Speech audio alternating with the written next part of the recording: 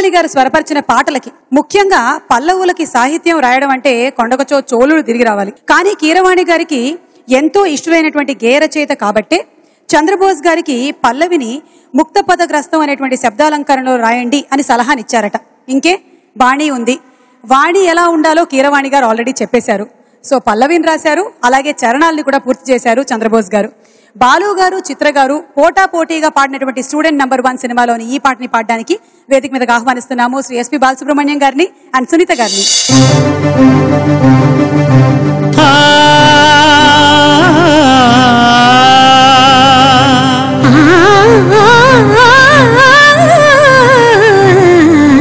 కాస్త నన్ను నువ్వు నిన్ను నేను తాకుతుంటే, తాకుతున్న చోట సోపు నిప్పు రేగుతుంటే, రేగుతున్న చోట భోగి మంట మండుతుంటే, మంట చుట్టుముట్టి కన్నె కొంపలంటుకుంటే, నరాల్లో లవ్వో కివ్వో జివ్వో పుడుతుంది, పెదాల్లో నవ్వో కివ్వో పువ్వై పూస్తుంది. కాస్త నన్ను నువ్వు నిన్ను నేను తాకుతుంటే, తాకుతున్న చోట సోపు నిప్పు రేగుతుంటే, రేగుతున్న చోట భోగి మంట మండుతుంటే, మంట చుట్టుముట్టి కన్నె కొంపలంటుకుంటే, నరాల్లో లవ్వో కివ్వో జివ్వో పుడుతుంది, పెదాల్లో నవ్వో కివ్వో పువ్వై పూస్తుంది.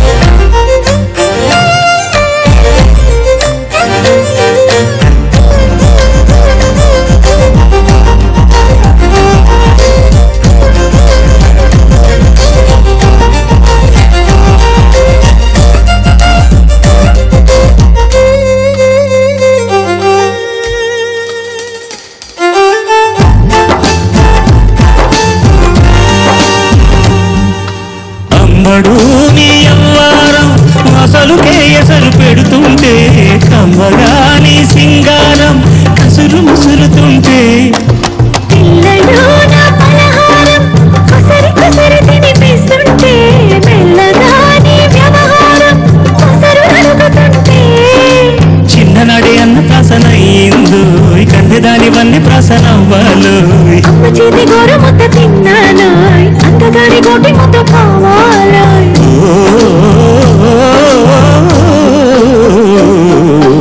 కాస్త నన్ను నువ్వు నిన్ను నేను కోరుకుంటే, కోరుకున్న చోట నువ్వు నేను చేరుకుంటే, ఏరుకున్న చోట ఉన్న దీపం మారుతుంటే, ఆరుతున్న వేళ కన్నెకాలు జారుతుంటే, నరాల్లో లవ్వో గివ్వో జివ్వో పుడుతుంది, పెదాల్లో నవ్వో గివ్వో పూరై పూస్తుంది.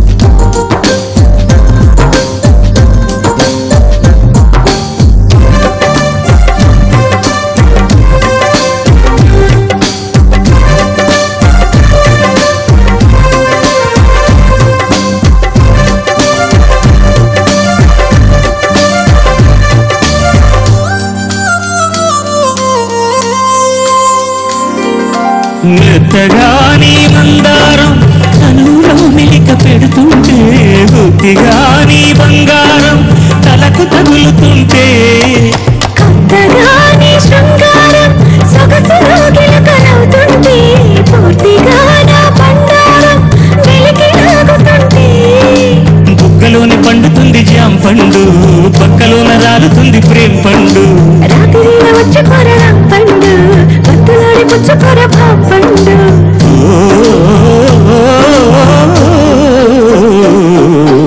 కాస్త నన్ను నేను నిన్ను నువ్వు ఆపుకుంటే, ఆపలేక నేను నిన్ను జారి చూపుకుంటే, చూపలేను అంటూ తీపి ఆశ రేపుతుంటే, రేపుతుంటే నేను రేపు కాదు ఇప్పుడంటే, నరాల్లో లవ్వో గివ్వో జివ్వ పుడుతుంది, పెదాల్లో నవ్వో కివ్వో పువ్వై పూస్తుంది, నరాల్లో లవ్వో గివ్వో జివ్వో పుడుతుంది. పెదాల నవ్వో గివ్వో పువ్వై పూస్తుంది.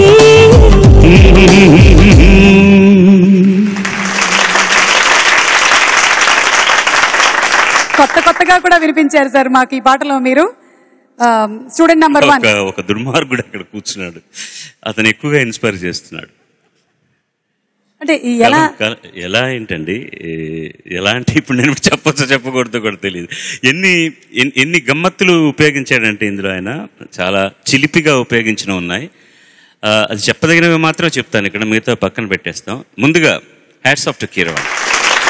ఇట్స్ ఏ సాఫ్ట్ మెలడీ, పెద్దగా ఫాస్ట్గా వెళ్ళేది కూడా కాదు, కానీ ఎంత లబ్స్గా ఉందో, ఎంత మజాగా ఉంది అసలు.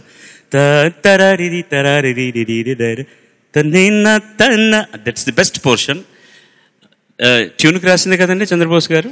కాస్త నన్ను నువ్వు నిన్ను నేను తాకుతుంటే, తాకుతున్న చోట సోకు నిప్పు రేగుతుంటే, రేగుతున్న చోట భోగి మంట మండుతుంటే, మంట చుట్టుముట్టి కన్నె కొంపలు అంటుకుంటే, నరాల్లో లవ్వో జివ్వో. ట్యూన్ను కూడా అనుసరించి how the progression goes he has utilised it. చిన్ననాడే అన్నప్రాసన అయ్యిందోయ్, కన్నెదాని వన్యప్రాసన అవ్వాలోయ్. ఆయనే చెప్పాలి, తలదించుకోకూడదు మీరు. Very romantic person Chandrabose, I can see it. అమ్మ చేతి గోరుముద్ద. చెప్పండి. ఈ పాటకు సంబంధించి రాఘవేంద్ర గారి దగ్గర ఉండడం వల్ల ఆయనలోని చిలిపితనం అణువంతా ఆవహించి పాట రాయడం జరిగింది. మొత్తం ఆవహించుంటే ఏమైపోయిండేదో, మేమేమైపోయేవాళ్ళము, జనం ఏమైపోయేవాళ్ళు, అది ఆలోచిస్తున్నాను నేను. అమ్మ చేతి గోరుముద్ద తిన్నాను వినగానే మన అది చాలా లక్షణంగా అంత మంచి మాట చెప్పాడు. అందగాడి గోటి ముద్ర కావాలో. ఐ లవ్ శృంగారం ఇలా ఉండాలండి, పిచ్చి పిచ్చిగా పచ్చి పచ్చిగా ఉండాల్సిన అవసరం లేదు, ఆలోచింపజేసేది ఉండాలి. శృంగారం లేకపోతే జీవితమే లేదు, ఎక్కడ లేదు శృంగారం. చాలా ఎంత అందంగా చెప్తామో, ఎంత గుంభనగా చెప్తామో అన్నదే, that is the beauty.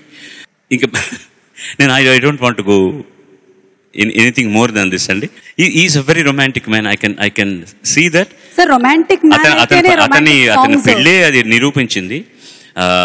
And అంటే ఇప్పుడు కేవలం ఈ పాట రొమాన్స్కి సంబంధించింది కాబట్టి మనం ఆ లక్షణం చెప్తున్నాం తప్ప, అది అన్నీ కూడా సమాహారంగా ఉన్నటువంటి వ్యక్తి, అన్ని రసాలను పండించగలిగిన వ్యక్తి, ప్రతి పాట కోసం ఒకే విధమైన తాపత్రయం పడే వ్యక్తి.